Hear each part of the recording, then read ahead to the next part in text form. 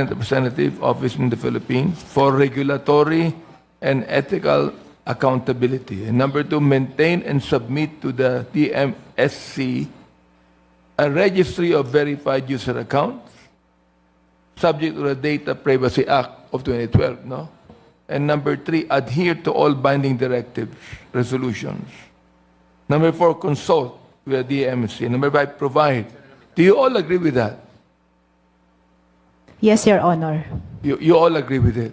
Your Honor, for our council, we agree on self-regulation, but for other points, we might need to discuss further as we haven't read the full So therefore, it's sa inyo, it's self-regulation. Yes, Your Honor. All right. Now I'd like to find out from Secretary Ruiz, no? Do you agree with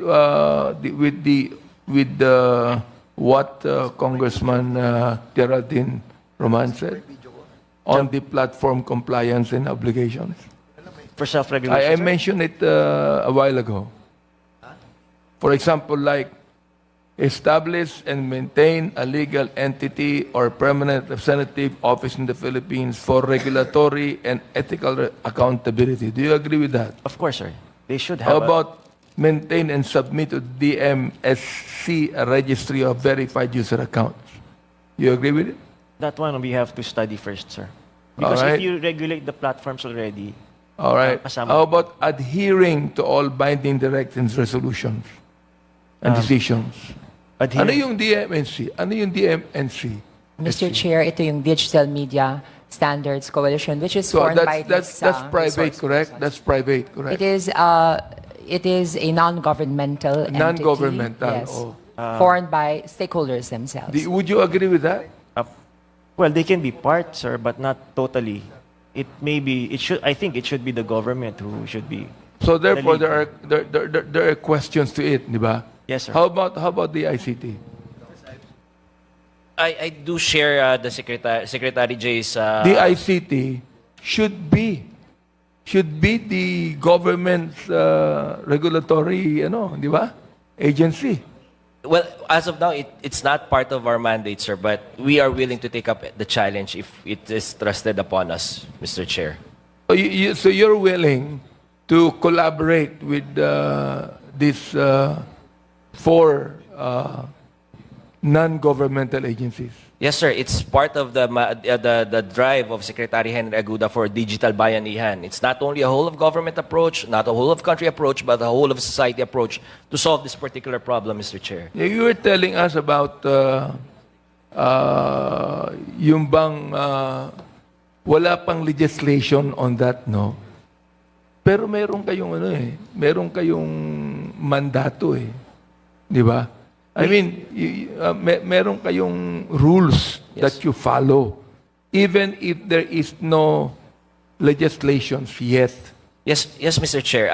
If we go by the CICC, there's already the Cybercrime Prevention Act of 2012 that we can use. But there are also gaps that, for example, when we were talking, and this is born out of the collaboration with social media platforms, we were talking with Google, and Google said that there's yet to have a definitive government definition or definition for fake news. What is fake news that they can follow?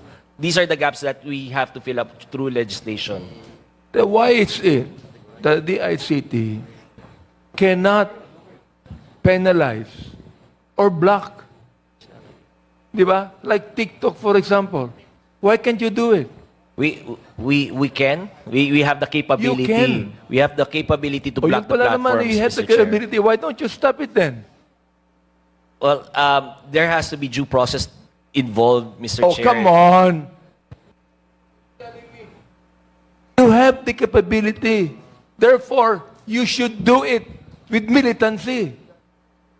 Well, again, I think what we are trying to avoid, Mr. Chair, is the arbitrary blocking of these social The media thing is, you're platforms. too quiet with it, Asek. But right, Masyado kayong tahimik doon. I think, sir, sa, Oh, Secretary Ruiz. Yes, sir. What happens is it's the platform. For example, I already cited several examples that we asked the CICC to take down several posts. Nag-iingat kayo. And then Diba? eventually... Teka, nag-iingat kayo. Bakit yung ibang bansa, for example? yeah. Yung ibang bansa, pinagbabawal na eh. Tama. Kasi po, Oo. Pero ganun din dapat sa ating sapagkat biktima tayo dito. Yes, I agree. Maaaring kayo hindi biktima. Pero maraming biktimang mga negosyo, maraming biktima mga business. Mga fake news na ganyan. Maraming biktima mga politiko. Therefore, you people should do something now. We agree, Mr. Chair, but do we make a distinction? I think this is the point of Secretary J. Ruiz. No, there's a distinction between blocking the content and blocking the platforms. Blocking the content is right now wala pa hong batas, so it's born out of collaboration between the platforms. But blocking the platforms themselves, sir, sa ibang bansa ho. Meron ka bang salita, Asek, ha? You know, it seems that you're always blaming Congress for not enacting a law on that because you have your own rules. Do you have a data? Do you have a data of the platforms and the content producers and the influencers? Do you have a data for that? A data for the content platforms, Mr. Chair? Do you have data or listings of all of the platforms and the influencers? Meron ba kayong data nun? We don't, Mr. Chair. You don't? We don't, Why? Mr. Chair. Because there's there's nothing that would mandate us to put up such registry, Mr. Chair. Then you should. You should have a listing of that. You should have a complete data. Why is it that these non-governmental organizations have their own? Well, Mr. Chair, again, there are rights to be considered. To be candid, Mr. Chair. For example, we require the registry. It would require us to get the personal data and comply with data privacy laws. You're Mr. not Chair. being candid. Be candid now. Yes, sir. There are laws that we have to comply with, and there has to be a mandate telling us to form that registry, Mr. Chair. O, tignan mo, ang sabi rito sa Section 6 ng bill ni Congressman Roman, no? Collaborate with international fact-checking and oversight institutions. What do you say about that? What can you say about it?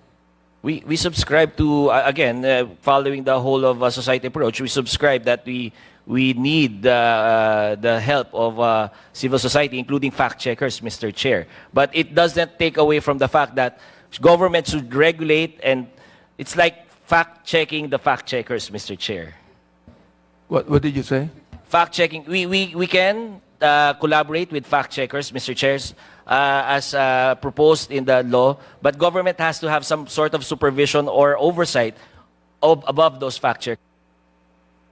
Well, there's no problem with the oversight. You're talking about the oversight in Congress? Even with government, Mr. Chair, if the law would provide for oversight vested upon an executive agency or body, that would be fine with the DICT as well, Mr. Chair. Are you aware, before you met these people here, Miss Mel, Miss Jel, Miss Ai, Miss Catherine, are you already aware of their presence? Some of them we have collaborated before. Ngayon nyo lang na-meet. I think I met Ms. Bell before in a previous Congress, but the others I have met for the first time, Mr. Chair. Are you willing to collaborate, correct? Therefore, sinong dapat na manguna Yes, Your dyan? Honor. Hindi ba di ICT? Hindi ba di ICT dapat ang manguna para imbitahan sila to collaborate with you? Am I right? Sinong dapat mauna? Kayo ba? Kayo ba ang magpatawag sa DICT? O dapat ang DICT magpatawag sa inyo to collaborate? I think, Mr. Chair, if kung sino ho ang dapat mauna, tama ho kayo. Dapat DICT ho ang mauna at CICC ho ang mauna. At yan po ang gagawin namin, Mr. Chair. Yan. So you promise this committee now that as soon as possible, you will take the lead in calling all of these people here to collaborate with you. Yes, Mr. Chair. As Do you part, promise that? I swear to it, Mr. Chair, under the You're new under administration. oath. Under the new Is he administration under of oath? Under oath po. Oh, you're under oath, huh? Yes, Mr. Chair. Therefore, you're promising now Yes, Mr. that Chair. as soon as possible, that you will take the lead in collaborating with this non-governmental organizations. Yes, Mr. Chair. Ayan ha, babantayan ko yan ha. Yes, Mr. Chair. Okay. Yes, Miss. Just for a light moment, Secretary Aguda Ma'am, is can you actually speak in louder, the please? board Ma'am, of the can you put blockchain the mic council. much closer to you? Sorry. Speak louder, please, ma'am.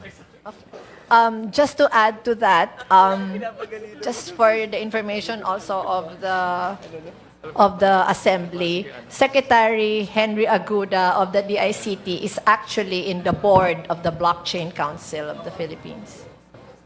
Should be fairly easy. Okay, thank you so much. Lastly, Secretary J. Ruiz and our former colleague, Congressman Attorney Glenn Chong, will be recognized as well. Yes. Your Honor, Go ahead.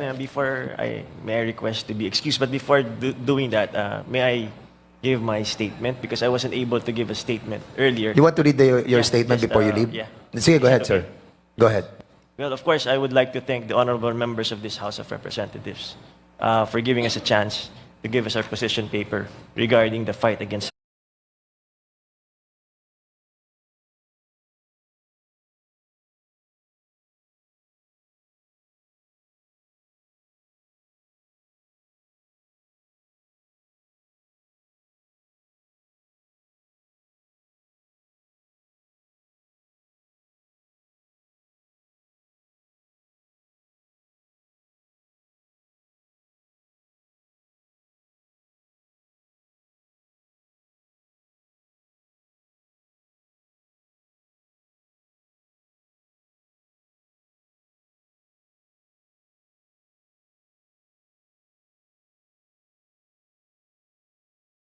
fake news.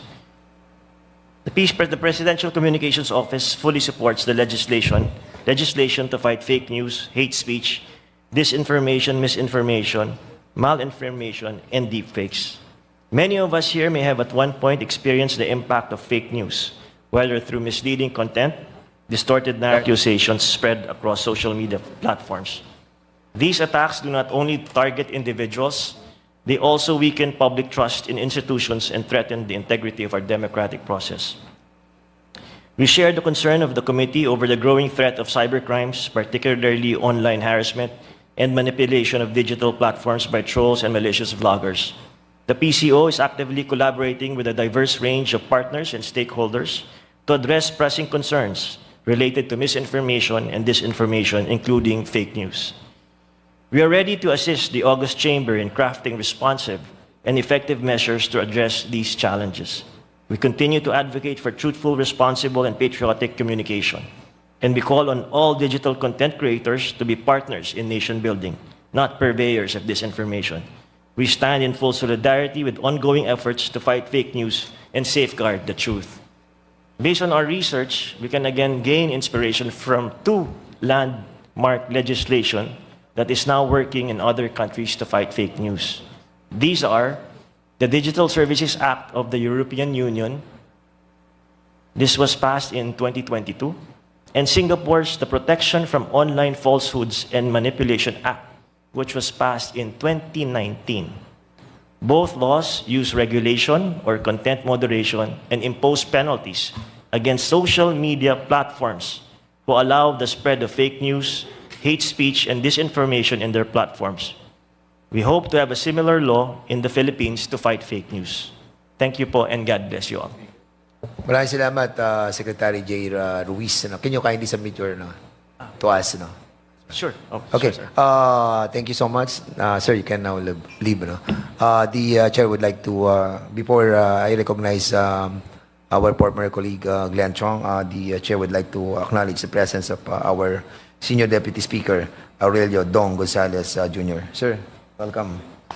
Okay, Congressman Attorney Glenn Chong, you are now recognized. Thank you, Mr. Chair. My comments has something to do with the question of the Honorable Congressman Akop kanina about striking a balance between regulation and the freedom of speech. And also with the question of Congresswoman Castro about what if the government is the one purveying fake news. And with the issue of Congresswoman Roman about civil society being arbitrator between two opposing parties. In case one says it's fake news, the other says it's not. My issue is about elections, and I have always stood firm that our elections have been cheated all along. For 15 years, I have fought and have never been charged by the COMELEC or by Smartmatic. So here I am, as free as the bird, speaking before all of you. Now, towards the elections, the COMELEC filed a complaint against me, and my account on Facebook was suspended for 2 months before the elections and 4 months after the elections. I fought hard. I wrote to Facebook in the Philippines and Singapore, and they forwarded it to Meta platforms in California and referred it to their counsels, White and Case. So nagsasagutan po kami ng mga abogado ng Facebook. And they required me to prove that election fraud is not fake news. And I was able to prove, and they restored me last March 23. Now, ang ibig kong sabihin, sirs, your honors, is that you have to take into account na wala pong problema kung ang issue are outright exceptions to the protection of the Constitution on freedom of speech, yung trafficking of humans, trafficking of drugs, pornography, yung mga similar issues like that. We have every right to control them. But what about political issues that is subject to interpretation whether it is true or not? My suggestion is that while we craft the law, we have to put there a mechanism by which we can determine if this is fake news or not. Wherein the protagonist, yung nagsasabing fake news to, at yung hindi, they will be able to sort out in a summary proceeding outside of the court. So I believe the civil society can probably do that, not the government agencies. That's my suggestion, Your Honor.